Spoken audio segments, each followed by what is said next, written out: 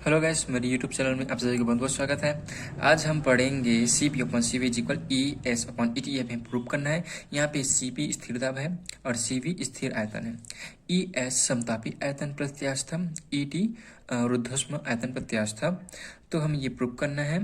तो यहाँ पे देखिए आयतन प्रत्यास्थ गुणांक ई इज इक्वल क्या होता है, अभिलंब प्रतिबल बटे आयतन विकृति। ठीक है। अब यदि दाब में वृद्धि डीपी करने से निकाय का आयतन v से घटकर v माइनस डी हो जाता है। यहाँ पे हम दाब में वृद्धि डीपी कर रहे हैं। ठीक है।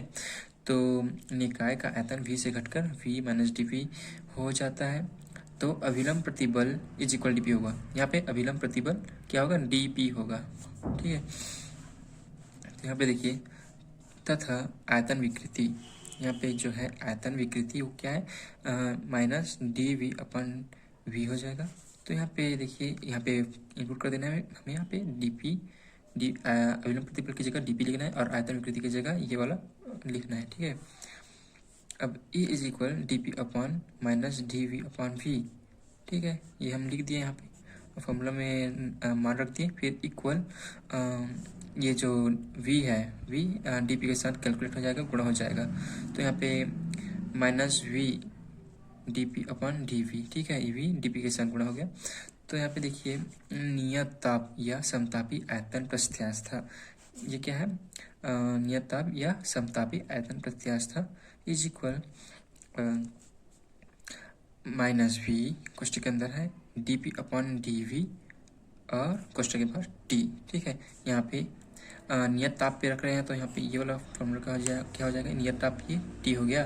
फिर ये कोष्ठक के बाहर माइनस वी, ये माइनस वी हो गया। और D P upon D V ये क्या हो गया, del P upon del V हो गया।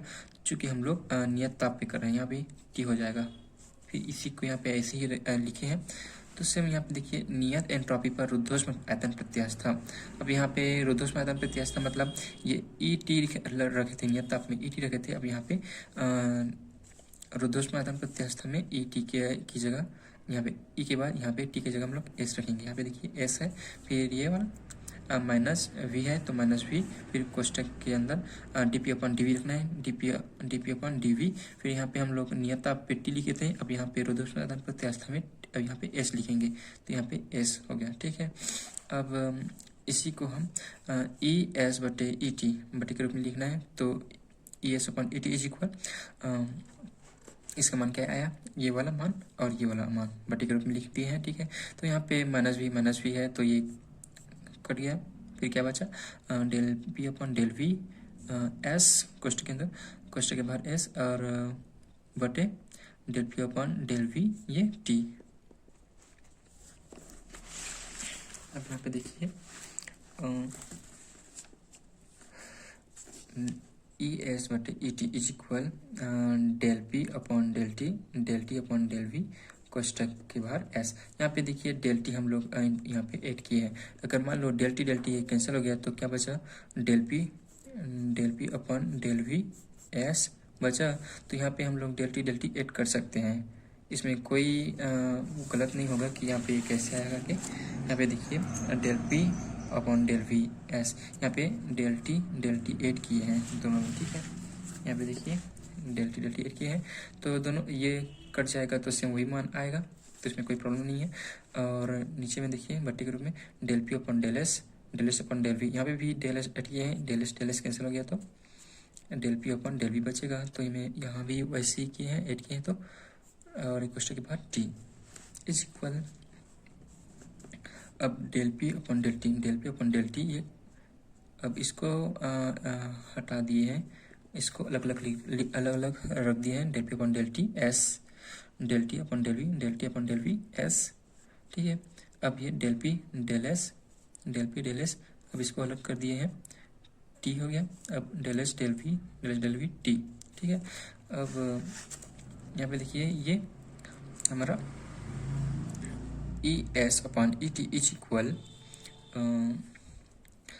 Del S upon del P T. ये कैसा है मैं बताता हूँ। यहाँ पे देखिए जो नीचे का है ये डेल एस, ये ऊपर जा कर के क्या हो जाएगा, ये ऊपर हो जाएगा डेल एस और ये डेल पी नीचे हो जाएगा और ये टी।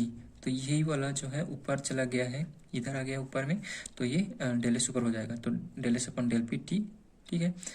और ये वही का वही रहेगा, del T upon del V, del T upon del V S बट्टे, और ये जो ऊपर में है del P upon del T, तो नीचे में आ जाएगा ये, तो डेल टी पहला हो जाएगा, डेल टी ऊपर में हो जाएगा और डेल पी नीचे में, ठीक है। ये वाला इधर आ जाएगा, मतलब कि ये जो है ये ऊपर चला जाएगा और ये वाला ये इसकी जगह आ जाएगा, तो ये चेंज हो जाएगा।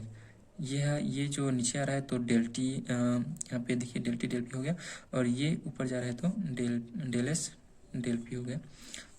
तो सेम यहाँ पे कन्फ्यूजन नहीं होना है कि ये जो ऊपर का है वो नीचे आ गया और ये नीचे का है जो ऊपर चला गया, ये देखिए। तो ये हमारा फर्स्ट इक्वेशन हो गया। तो मैक्सवेल के चारों समीकरण से, यदि आपने मेरे पिछले वीडियो नहीं देखा है तो प्लीज़ जा करके देख लीजिए, वहाँ पे मैंने मैक्सवेल के चारों समीकरणों को बताया है, और चारों समीकरण को कैसे प्राप्त हुआ उसको भी मैंने लिखा है, ठीक है। तो यहाँ पे देखिए मैक्सवेल के चारों समीकरण से del S upon del P, ये क्वेश्चन के बाद T is equal minus del V upon del T P, ये गिब्स फलन से मैक्सवेल का समीकरण प्राप्त होता है। और ये आंतरिक ऊर्जा से मैक्सवेल का समीकरण प्राप्त होता है, ये del T del V S is equal minus del P del S V, ये आंतरिक ऊर्जा से प्राप्त होता है, मैक्सवेल का समीकरण है ये। और del T del P S is equal del V del S P, ये एंथैल्पी से प्राप्त होता है मैक्सवेल का समीकरण।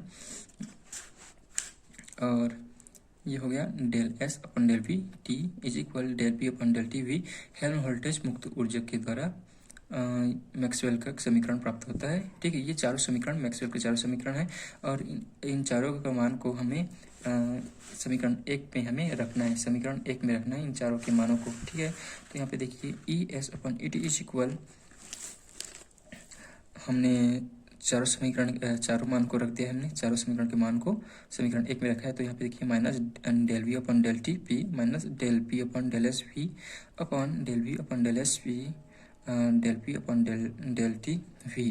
तो यहाँ पे माइनस माइनस ये हट जाएगा, पॉजिटिव हो जाएगा। तो यहाँ पे देखिए ये आ गया मान, माइनस को हमने हटा दिया है तो ये वाला है। उसके बाद यहाँ पे देखिए इसका भी कोष्ठक के बाद पी मान है, इसका भी कोष्ठक के बाद पी मान है, और इसका वी है और इसका वी है। तो इसको हम ऐसे करके लिख सकते हैं, ठीक है, ये ऐसे लिख सकते हैं। और इसका ये दोनों का मान पी है बाहर में, तो ये पी एड कर देंगे, इन दोनों का मान भी है, तो ये कोष्ठक के बाद वी लिख देंगे। सेम वहाँ पे यहाँ पे लिखे हैं वैसे, del V upon del T कोष्ठक सॉरी बटा del V upon del S कोष्ठक के बाद पी, ये दोनों का मान है, ठीक है। सेम इन दोनों का मान भी वी है, यहाँ पे रख दिए हैं। फिर यहाँ पे देखिए E S upon E T is equal del S upon del T P कोष्ठक के बाद P upon del S upon del T कोष्ठक के बाद वी। ये कैसे आया यहाँ पे देखिए, यहाँ पे देखिए ये डेल पी हो गया, ये डेल पी हो गया, ये दोनों कैंसिल हो जाएगा। और यहाँ पे डेल पी हो गया, ये दोनों भी कैंसिल हो जाएगा, ओके। तो हमें क्या प्राप्त हुआ था, डेल एस अपॉन ये हो गया, ये जो डेल एस है वो फिर ऊपर चला जाएगा डेल एस, और क्या बचा ऊपर में डेल टी, फिर ये पी आ गया, ठीक है। और ये वाला यहाँ पे देखिए ये कैंसिल हो गया, ये कैंसिल हो गया, तो ये डेल टी हो गया, ये डेल टी सॉरी क्या बचा del T upon del S, okay. फिर ये कोष्ठक के बाहर भी, तो इसको मैं फिर से बट्टी के रूप में लिखना है, तो del S upon del S upon del T कोष्ठक के बाहर पी, तो बट्टी के रूप में लिखेंगे तो ये बट्टी के रूप में लिखेंगे तो ये डेल एस फिर आ जाएगा, यहाँ पे डेल एस अपॉन ये डेल टी नीचे आ जाएगा, डेल टी फिर ये वी, ठीक है। यहाँ पे हम लोग वही प्राप्त किए हैं यहाँ पे सेम। और यहाँ पे देखिए इक्वल टी ऐड कर देंगे, यहाँ पे टी, यहाँ पे नीचे में भी टी ऐड कर देना है, फिर हो गया same del S upon del T V, del S upon del T V. तो E S upon E T is equal, चूँकि इनका मान क्या होता है, डी डेल क्यू होता है। ठीक है, तो यहाँ पे डेल क्यू लिख दिए हैं, डेल क्यू इसकी जगह, और इसका मान, और सॉरी इसका मान क्या होता है पूरा, del Q upon del T होता है। ओके, तो ये हो गया इसका पूरा मान है। फिर बट्टे में क्या है, बट्टे नीचे में देखिए इसका मान क्या है, del Q upon del T है। ठीक है, इसका मान del Q upon del T, ये भी हो गया। तो इसी को हमने यहाँ पे रखा है, del Q upon del T कोष्टक पी बटे del Q upon del T कोष्टक वी। ठीक है, तो E S upon E T is equals, ये जो है वो सी पी का मान है ये, और ये है वो सी वी का मान है। तो फिर मैंने भी बताया आपको, अगर ये मैथ्स अगर आपके लिए हेल्पफुल हुआ हो तो please like and subscribe to my YouTube channel. Thank you guys.